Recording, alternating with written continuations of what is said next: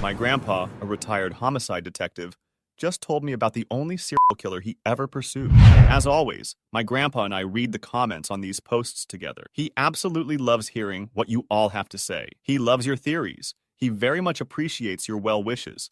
But he rebuffs the claims that he is an exceptionally brave man worthy of commendation. I just did what the job required. The brave ones are the ones who were more affected by the impossible ones. Those guys and gals who are still around today, even though the cases took a part of them. A bigger part than they ever took from me. They're the ones who should be getting the praise. The partners I had over the years who were never the same after one of those cases hit our desks. Tell them I appreciate it. But they would all do the same things I did in those situations. For whatever reason, I was just lucky enough to not be in the direct line of fire when a case like those took one of us down with them. Just luck. That's all. All right, I got one for you. In my whole career, I only ever dealt with one serial killer. You know, not that we were hoping there'd be a serial killer on the loose, of course not. It's just, those are the cases that make careers. This was about 2 years before I was planning to retire, so what? 99? 2000? Somewhere around there. If I could bag a serial killer, it would be the cherry on top of my whole career. I should have known right from the jump it was going to be an impossible case, but, well, I don't know. Hope and the benefit of hindsight, I suppose. In the department, just amongst ourselves, we called this sick son of a bitch the backwards man.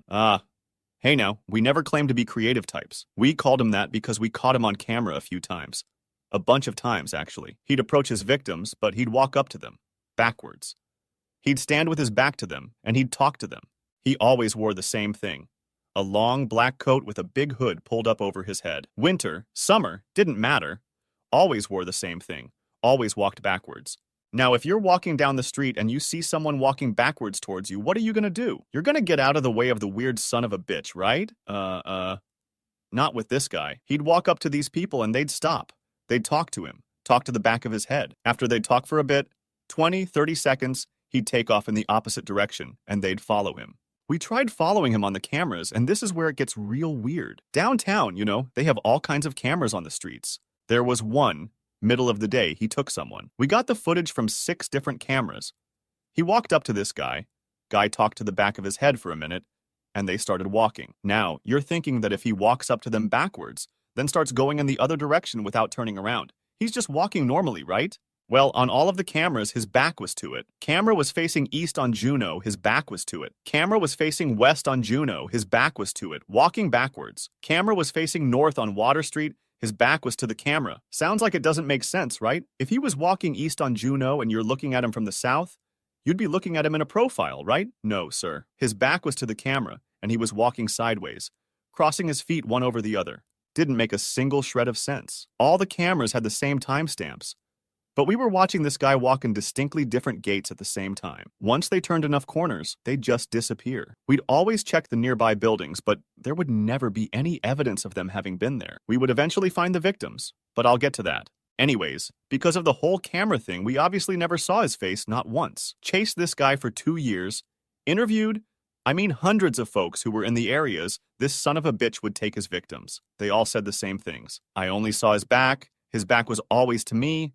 I just thought he was a weird guy walking backwards down the street. No one we talked to ever saw his face. Except for one lady. We'd sent some unis out canvassing after the backwards man had taken a 13-year-old girl with him in the 3rd ward. They went door to door to a few apartment buildings, and there was one lady, she was in her 40s. Name was, what was it? Catherine something? It doesn't matter. So about a week after this girl had gone missing, we go to meet this woman, this Catherine, and it's hard to describe. But it was like she was ripped off the page of one magazine and pasted onto another. Her apartment was immaculate. The 3rd ward isn't a cheap place to live, you know that. She had big fancy bookcases, big TV, pristine furniture. She was a lawyer. Judging by the apartment and the pictures she happened to be in that were around her house, she was a real professional type. But the woman herself, she'd seen better days. In those pictures, she was an attractive woman. She was dressed sharp. Hair was nice, big, sparkly white smile. When we talked to her, she looked like she hadn't seen a shower in weeks. Her hair was all messed up, her teeth were dirty, she was a mess. And she was afraid. She sat in a chair in the corner and watched the door while we talked. She was shaking like a leaf. We sat down to talk to her, you know. Asked her what she'd seen. Her voice was all shaky, and she whispered, like there was someone in the room she didn't want to hear what she was saying. Now, I'm paraphrasing here, but He walked up backwards to the girl. I watched him do it. He walked up backwards to her and just stood there. I wasn't too close to them. You know, she was stuttering. You could tell she was terrified. She goes, but I could see the girl talking to the person. I was, walking back to my office and I walked a bit closer. And as I walked by, I threw my coffee in the trash beside them and he was just saying something over and over and over, the same thing. And she was talking to him like they were having a conversation. I ask her what he was saying, and she just starts hyperventilating, freaking out. Takes us a good 10 minutes to calm her down, but we need to know, We have to know what this guy was saying. She goes, he was saying, is a house really a home if you aren't there? And he'd sniffle a little bit like he was sick. Then is a house really a home if you aren't there? And another sniffle. Is a house really a home if you aren't there? And a sniffle. And then she started crying real hard. Had to give her a minute to calm down again. Then she says, then I realized that it was a perfect copy every time. Like it was on repeat on a recorder or something. It did something to me, hearing that. I thought I was gonna drop dead right there. I don't know what it was, but I thought I was gonna die. Then I asked what the girl was saying. It's like she was hearing something different than I was. She was just going on. Oh yeah, me too. I love it there. Oh yeah, what about you? That's great. It didn't make any sense. Then I kind of got down close next to her, as comforting as I could be, and I asked her again, did she see his face? Her eyes well up with tears again. Her hands start shaking. I can tell she's just about to break down again. Then she whispers, his face, his face, his face. Then she starts yelling, his face, his face. We try to calm her down, but then she just stops, goes dead silent for a second, stares off into nothingness. Then it's like she composed herself in the blink of an eye, and she goes, will you excuse me? I need to use the restroom. Before I tell her to go, I ask her again if she can tell me what the guy's face looked like. She's cool as a cucumber now, and she just says, if you'll give me a moment, I'll collect myself and be right back with you. I'm very sorry. I just need to calm down for a second. I didn't really know what else to say. I mean, her change in demeanor was jarring, kind of left me and my partner stunned. And I couldn't tell her no, It was her house. She had every right to get up and go, and she did. My partner and I just kind of stood there and talked for a minute, kind of going over what the lady had said. When she'd gone to the bathroom and closed the door, we'd walked over nearby just to keep an ear on her. She seemed unstable, but not to the point that we thought she'd try to harm herself. As I'm telling you this, I realize what it must sound like. Like this woman was on the edge and we just let her go to the bathroom. But she was afraid and it just seemed like shock. In that line of work, you have to be able to read people. Well, we were reading her, and neither of us felt she was at risk. The water had been running, and we'd heard a creak, like she'd sat down on top of the toilet or leaned against the counter or something. But that was it. No crying. Didn't sound like she was moving around at all. I knocked on the door, and we didn't get a response. Knocked again, but in a hurry. When she didn't answer, I tried to open the door, but she'd locked it, so I busted the handle. She'd taken the blades out of one of those single-use razors. There were 2 blades. I know what you're thinking. She tried to slash her wrists, right? Wrong. She'd cut out her tongue. There was blood everywhere. All over the sink, the floor, the mirror, on top of the toilet. The tongue itself was sitting on the counter next to the sink, right next to the cup that had her toothbrush in it. Catherine, I think her name was Catherine. That's gonna drive me crazy. But she was sitting on the edge of the bathtub, totally silent. Still as calm as she had been when she'd gotten up to go in there. Every few seconds, she'd spit out a mouthful of blood into the tub. It was horrifying. My partner called for medical, and I did what I could to help plug up the bleeding, which wasn't much. Oh, and on the shower wall, she'd written in her own blood the words, his face, which I don't know what that was supposed to mean. Still, today, don't know what it meant. It wasn't an indicator of what it had looked like or anything, just, I don't know. She ended up in the hospital, of course, then was remanded to a psych facility for a few days. I remember my partner at the time. He looked her up a few years after I was out, and, she was living with her sister, and by that time she'd been arrested, twice for heroin possession. Her life really fell apart after that. My grandpa was thinking for a moment, and had a look of remorse on his face. So, him. Anyways, so that was odd enough. The whole thing with the guy walking backwards, whatever his face looked like, the weird things he was saying, but that wasn't it. So he'd take these people, we'd follow them on cameras when we could, but eventually we'd lose them. Sometimes the victims, they'd be missing for days, sometimes weeks. The longest any of them was missing was a guy. About your age, I'm 30. He was missing for about 6 weeks. But they'd always turn up. And they'd always turn up in the same way. There'd be a call placed to 911, and the call would always essentially sound the same. We just got home and there's a dead body in our house. So there were seven of these murders, that we know about. 3 had already happened by the time I got put on the case. The lead before me hit his 20 and left the force, so I dealt with 4 of these. The girl from the 3rd ward, she'd been missing for, what was it? 2 days shy of a month. Towards the end of August, she showed up like all the others did. They were always in surrounding areas, never anywhere near where they'd gone missing. This poor couple, the wife had come home from work about 2 minutes before her husband, and she'd walked in the house to find this 13-year-old girl's body propped up in a reclining chair in the living room. This girl's body, she'd been frozen, and when the unis got there, maybe 10 minutes after the call was made, she was still ice cold to the touch, like she'd just been dropped there right before the wife had gotten in, had just barely started thawing. Her skin was black, like she had the worst kind of frostbite over every inch of her body. There was dried blood coming from her nose, ears, eyes. You could barely see it, but it was there. She'd been posed. She had one leg over the other, and she had one hand held up, and the son of a bitch had put an empty champagne glass in it. But the worst part, her face. This was a pretty girl, or she had been, well, her face was solid black, but she was, she was smiling, lips curled up, toasting like she was celebrating something. That was the worst part about it, to me at least. The other ones they were different, but equally as twisted. One of them was the guy I mentioned earlier. On Juno, he was found at a house in Brookfield, burnt to a crisp, and he was still smoldering too, like he'd just been put there the second before the people got home. He was posed too. He was in their rec room, and he'd been set up like he was tossing a dart at their dartboard. And then one day, they just stopped. It just never happened again. The only thing related to the backwards man that happened after that last murder was, well, I shouldn't say the only thing. I don't want to diminish it. It was very unfortunate what happened. I should say that the last thing related to the backwards man that I dealt with, and as far as I know, the last thing to happen with him in our city was this poor girl. She was in her early mid-20s going to graduate school. She had just had a baby maybe 6 months before, and she'd been walking from the local college campus to the parking garage, and somewhere between those two, he'd shown up. Whole thing was caught on the security cameras, and again, no matter the angle, his back was always to the camera.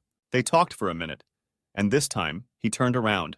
Her faced her. We couldn't see it because, whatever the hell happens with the cameras. They talked for just a second after that, but instead of her following him, he just left, just walked away. She stood there for about 10 minutes, still as a statue, just looking into the distance. Kind of a 1,000-yard stare. She eventually went back to her car, stopped at the store, picked up diapers, started cooking dinner for her husband and son. While whatever they were having for dinner was cooking, she sat down at their kitchen table, wrote something down on a piece of paper, folded it over once, and set it down on one of the end tables next to their couch. Then she went into her closet and hung herself from one of the bars. Her husband had been playing with their son and hadn't noticed her put the piece of paper down. The smoke alarm went off, and he went looking for her, found her in the closet. The note just said his face as many times as she could fit on the piece of paper. My grandpa was drained after this one. Reading these transcriptions is one thing, but when I sit down with him and he tells me these verbally for me to record and transcribe, it's apparent how all these cases affected him emotionally. And keep in mind, these are just the impossible ones. Besides those, he still has nearly 3 decades worth of normal, explainable cases weighing on him. My grandpa then said something despite his clear exhaustion from the memory of this one. And even after my insistence that he is under no obligation to share any of this with me if he doesn't want to. Let's make that call, get you on the line with my pal in Arizona. I know he's got a story or two that'll really kick your ass. After my grandpa told me about the last case, the one about the backwards man, he told me to make the tentatively planned Skype call to a colleague of his in Arizona.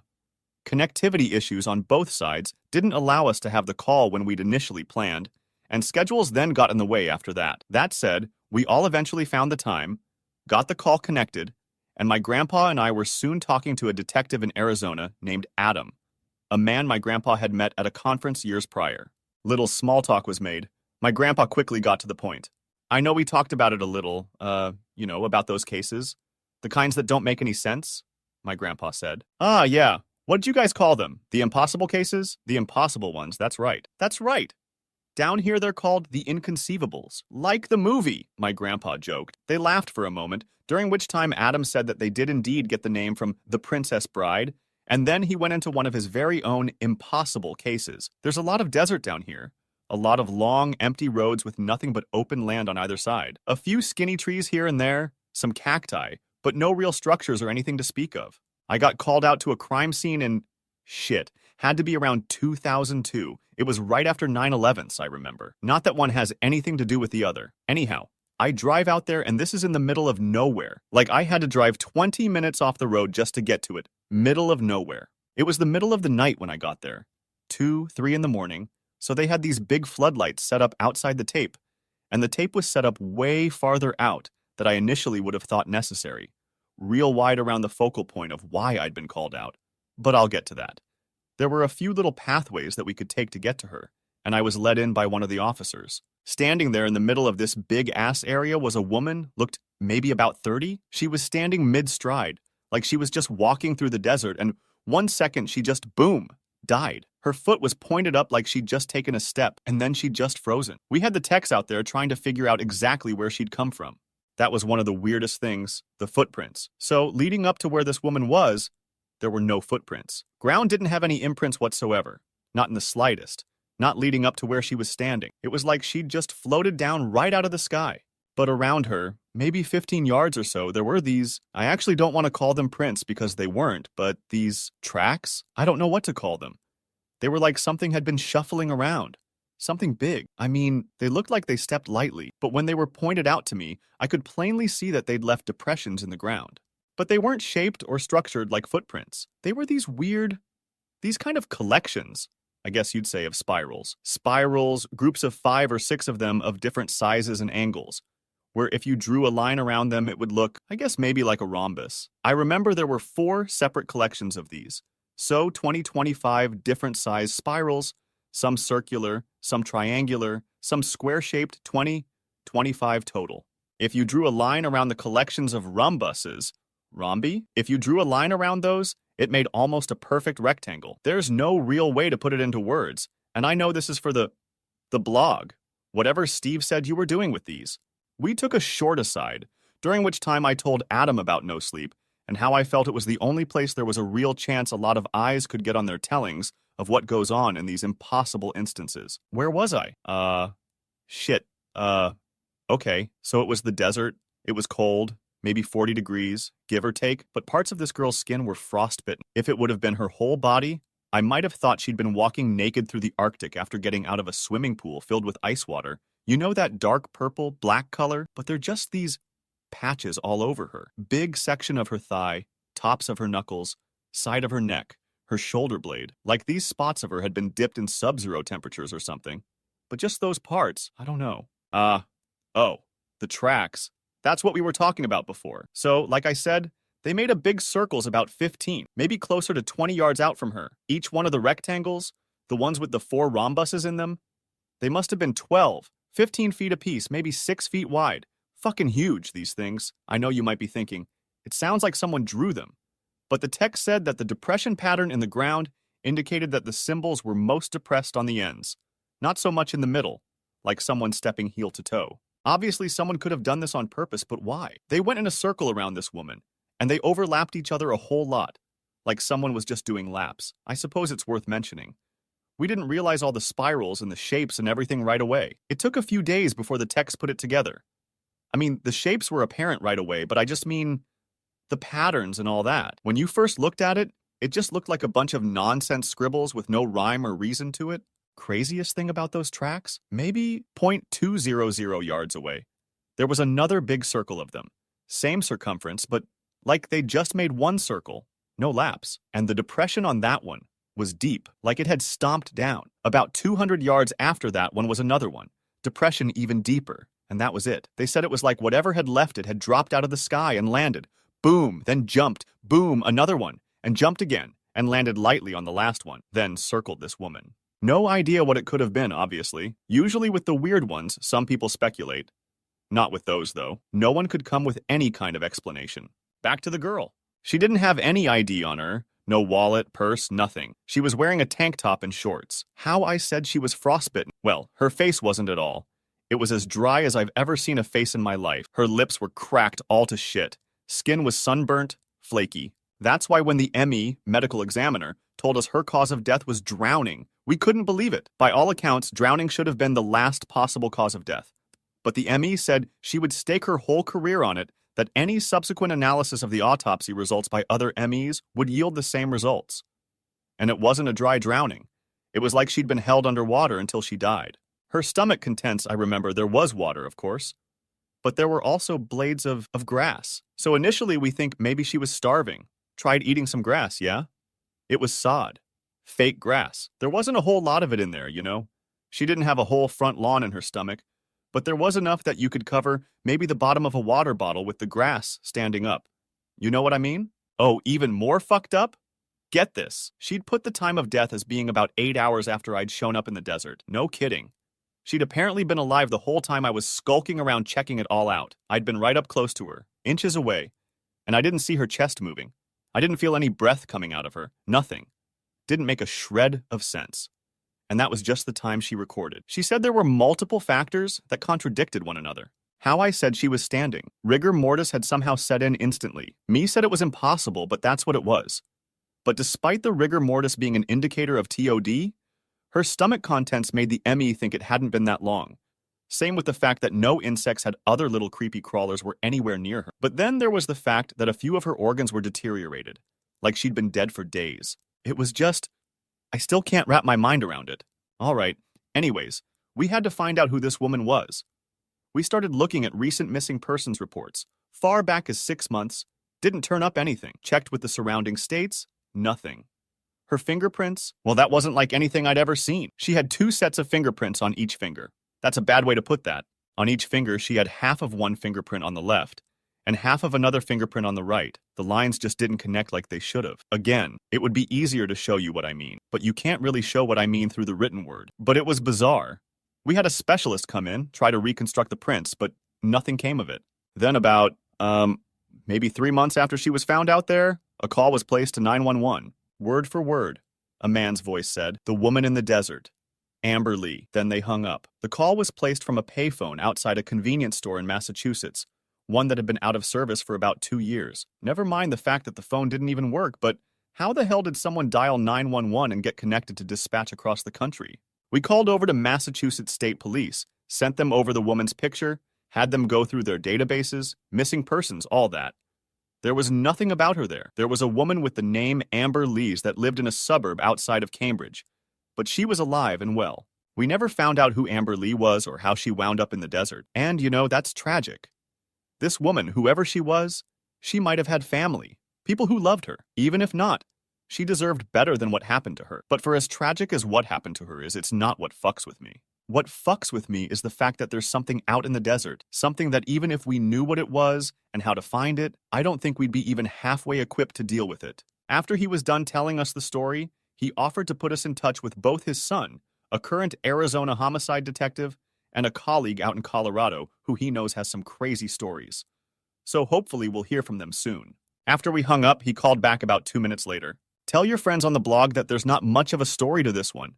Just something that happened that we never figured out, never had a single clue on, never found out who it was, who did it, how it was done, nothing. There's about 100 things wrong with this one, but it'll be funny to make them scratch their heads trying to figure it out. Because it really just doesn't even sound possible, logistically or otherwise. Some folks were bowling, and right in the middle of a game, this little girl throws her ball. Then she's standing at the return waiting for her ball to come back, and out comes a human head. Male. Maybe 40 years old. Take care, boys.